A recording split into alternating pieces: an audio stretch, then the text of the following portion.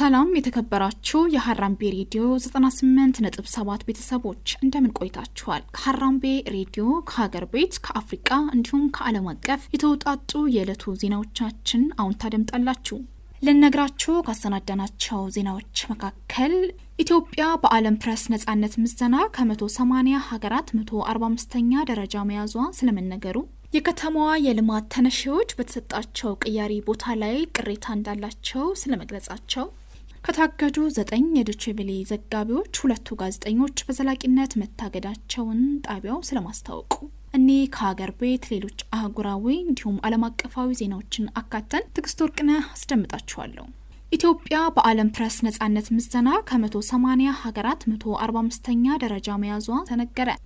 የዓለም አቀፍ የድንበር የለሽ ጋዜጠኞች ቡድን የዘንድሮ የአውሮፓውያን ዓመት የዓለም ፕሬስ ነጻነት ምዘናን አውጥቷል። በዚህም ኢትዮጵያ ከመቶ በተያዘው ነጥብ 36.92 በማግኘት ከ180 ሀገራት 145ኛ ደረጃ ይዛለች ተብሏል። ይህ ደረጃ ኢትዮጵያን በጣም አሳሳቢ ምድብ ውስጥ እንድትገባ አድርጓታል። ባለፈው ዓመት 141ኛ ደረጃ ይዛ የነበረ ቢሆንም በዘንድሮ በ4 ደረጃ ዝቅ ብላለች። ድርጅቱ ሰሞኑን ባወጣው የዘንድሮ በአውሮፓውያኑ ዓመት የዓለም አገራት የፕሬስ ምዘና ሪፖርቱ ኢትዮጵያ ባለፉት ዓመታት በፕሬስ ነጻነት ያስገኘቻቸው እምረታዎች ተቀልብሰዋል ሲልም ገልጿል።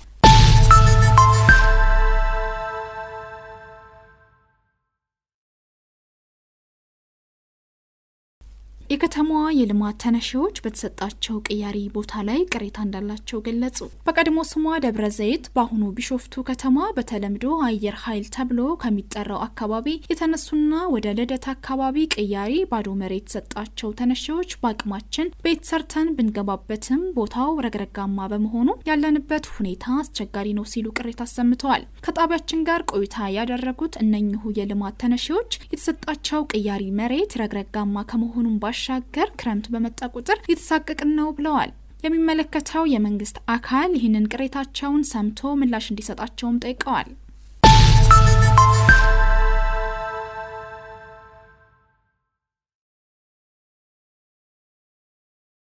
ከታገዱ 9 የዶቼ ቬለ ዘጋቢዎች 2 ጋዜጠኞች በዘላቂነት መታገዳቸውን ጣቢያው አስታወቀ። የኢትዮጵያ መገናኛ ብዙሃን ባለስልጣን ኢትዮጵያ ከሚገኙት የዶቼ ቬለ 9 ዘጋቢዎች መካከል በ7ቱ ላይ ያጣለውን እገዳ ሲያነሳ 2 ሰራተኞቹ በዘላቂነት ከስራ መታገዳቸውን ጣቢያው አስታውቋል። አያይዘውም ባለስልጣኑ ስህተት አለባቸው ያላቸው ዘገባዎች አሊያም የኢትዮጵያ ሕግን የሚጥሱ የሚላቸውን ማስረጃ እንዲያቀርብ ዶቼ ቬለ በድጋሚ መጠየቁን ከጣቢያው የተገኘ መረጃ ያሳያል። የኢትዮጵያ መገናኛ ብዙሃን ባለስልጣን ከተለያዩ የኢትዮጵያ አካባቢዎች ለዶቼ ቬለ የሚዘግቡ ጋዜጠኞች ዘገባ እንዳይሰሩ ጊዜያዊ እገዳ የጣለባቸው ጥቅምት 13 ቀን 2018 ነበር። ይህን ተከትሎ የዓለም አቀፍ የጋዜጠኞች ፌዴሬሽን በበኩሉ ጥቅምት 22 ቀን 2018 ባወጣው መግለጫ ባለስልጣኑ የዶቼ ቬለ አማርኛ 9 ጋዜጠኞችን በጊዜያዊነት ማገዱን በጽኑ ማውገዙ ይታወቃል። ውሳኔውም በአስቸኳይ እንዲቀለበስ ጥሪ አቅርቦ እንደነበርም ይታወሳል።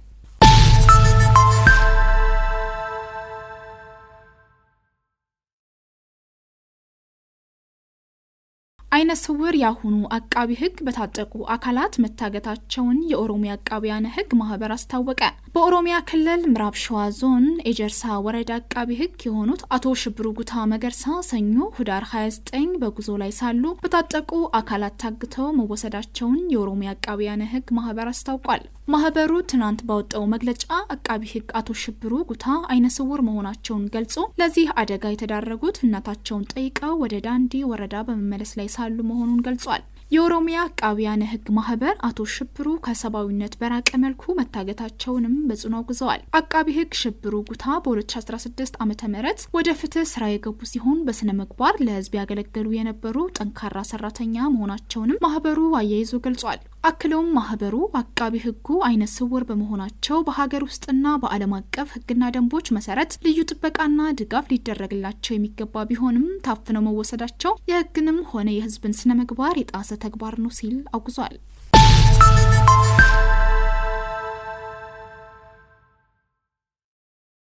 ኮሚሽኑ የትግራይ ጥያቄዎች በኔ አቅም የሚመለስ አይደለም አለ።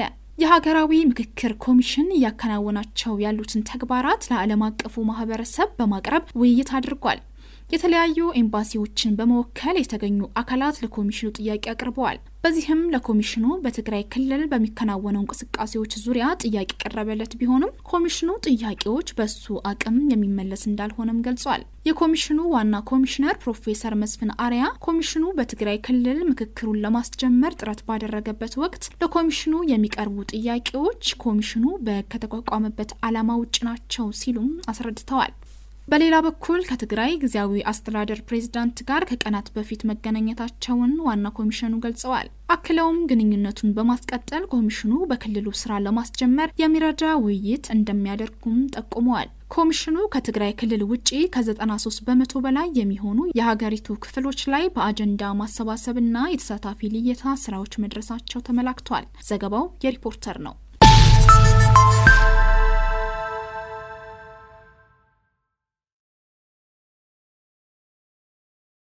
ዜናዎቻችን እንደቀጠሉ ናቸው አድማጮች። አሁን ደግሞ ከአፍሪካ አህጉር ወዳገኘናቸው ዜናዎች እናልፋለን። ለሱዳን ፈጥኖ ደራሽ ኃይል ድጋፍ ያደርጋሉ በተባሉ ኮሎምቢያውያን ላይ ማዕቀብ ተጣለ። አሜሪካ ለሱዳን ፈጥኖ ደራሽ ኃይል ድጋፍ ያደርጋሉ ባለቻቸው 4 ኮሎምቢያውያን ግለሰቦችና 4 ኩባንያዎች ላይ ማዕቀብ ጣለች። ግለሰቦቹና ኩባንያዎቹ ህጻናትን ጨምሮ ኮሎምቢያውያን ቅጥረኛ ተዋጊዎችን ለሱዳን ፈጥኖ ደራሽ ኃይል በመመልመልና በማሰልጠን የሚሳተፉ ናቸው ተብሏል። ቅጥረኞቹ ካርቱምንና ኮርዶፋን ግዛትን ጨምሮ በተለያዩ አውደ ውጊያዎች ለቡድኑ ተሰልፈው መዋጋታቸውን አሜሪካ ገልጻለች።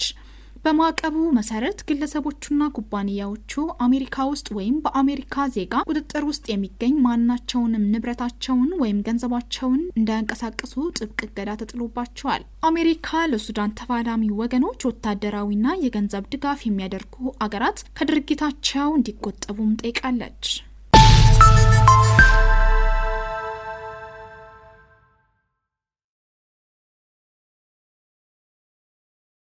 የዲሞክራቲክ ኮንጎ አማጺ ኤም23 ታጣቂዎች በማዕድን የበለጸገችውን ከተማ መቆጣጠራቸው ተሰማ።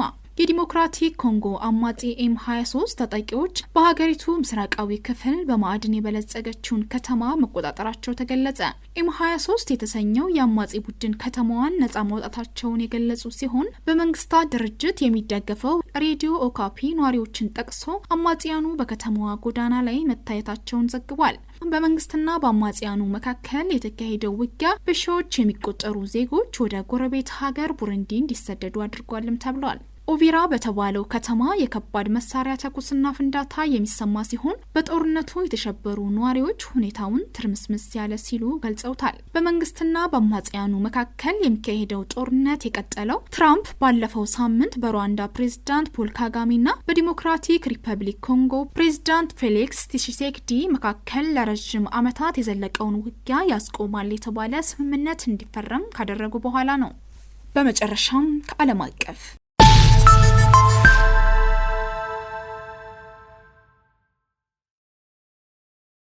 በጋዛ በ2025 የተገደሉ ጋዜጠኞች ቁጥር 69 መድረሱን አንድ ሪፖርት አመለከተ።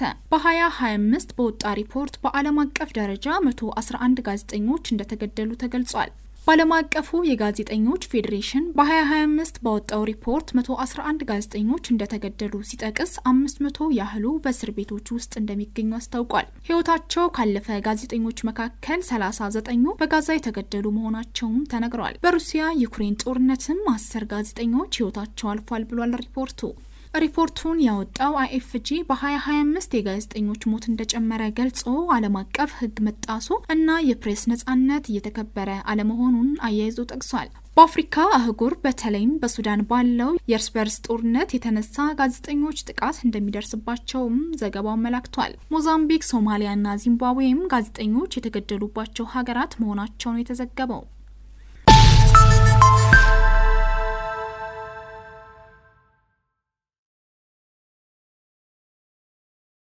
ባህላዊ ሕክምና ለግማሽ ዓለም ሕዝብ ብቸኛው የጤና አማራጭ መሆኑ ተገለጸ።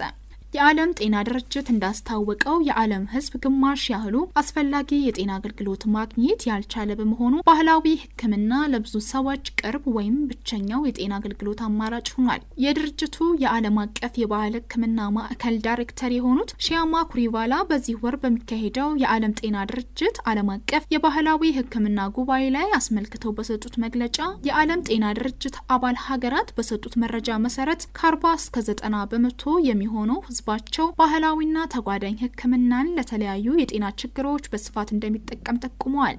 ባህላዊ ሕክምና በብዙዎች ዘንድ ተመራጭ የሆነበትን ምክንያት ሲያስረዱ ደግሞ በግል የተበጀና ሁሉን አቀፍ ስለሆነ እንዲሁም ከባህል ጋር የተጣጣመ በመሆኑ ነው። ይህም የተወሰኑ የበሽታ ምልክቶችን ብቻ ከማከም ይልቅ አጠቃላይ ደህንነትን ይደግፋል ብለዋል።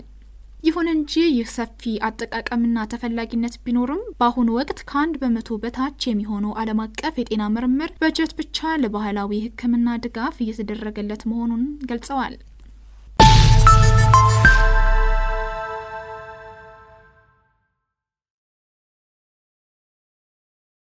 ዜናዎቻችን አብቅተዋል። አድማጮች ከመሰናበታችን በፊት የዜናዎቻችን ርዕሰ ጉዳዮችን አስታውሳችሁ ኢትዮጵያ በዓለም ፕሬስ ነጻነት ምዘና ከ180 ሀገራት 145ኛ ደረጃ መያዟ ስለመነገሩ፣ የደብረ ዘይት ከተማ የልማት ተነሺዎች በተሰጣቸው ቅያሪ ቦታ ላይ ቅሬታ እንዳላቸው ስለመግለጻቸው፣ ከታገዱ 9 የዶይቼ ቬለ ዘጋቢዎች 2 ጋዜጠኞች በዘላቂነት መታገዳቸውን ጣቢያው ስለማስታወቁ፣ ከሀገር ቤት ለሱዳን ፈጥኖ ደራሽ ኃይል ድጋፍ ያደርጋሉ በተባሉ ኮሎምቢያውያን ላይ ማዕቀብ ስለመጣሉ፣ የዲሞክራቲክ ኮንጎ አማጺ M23 ታጣቂዎች በማዕድን የበለጸገችውን ከተማ መቆጣጠራቸው ስለመሰማቱ፣ ከአፍሪካ በጋዛ 2025 የተገደሉ ጋዜጠኞች ቁጥር 69 መድረሱን አንድ ሪፖርት ስለማመልከቱ፣ ባህላዊ ሕክምና ለግማሽ የዓለም ሕዝብ ብቸኛው የጤና አማራጭ መሆኑ ስለመገለጹ። ከዓለም አቀፍ የተከበራችሁ የሀራምቤ ሬዲዮ ቤተሰቦች ለዛሬ ያዝንላችሁ ዜናዎቻችን እኒህ ናቸው። ቀጣይ ቪዲዮዎቻችን እንዲደርሷችሁ የሀራምቤ ሬዲዮ የዩቲዩብ ገጻችን ሰብስክራይብ በማድረግ ቤተሰብ ይሁኑ። ትግስት ወርቅነህ ነበርኩኝ። መልካም ጊዜ ተመኘው።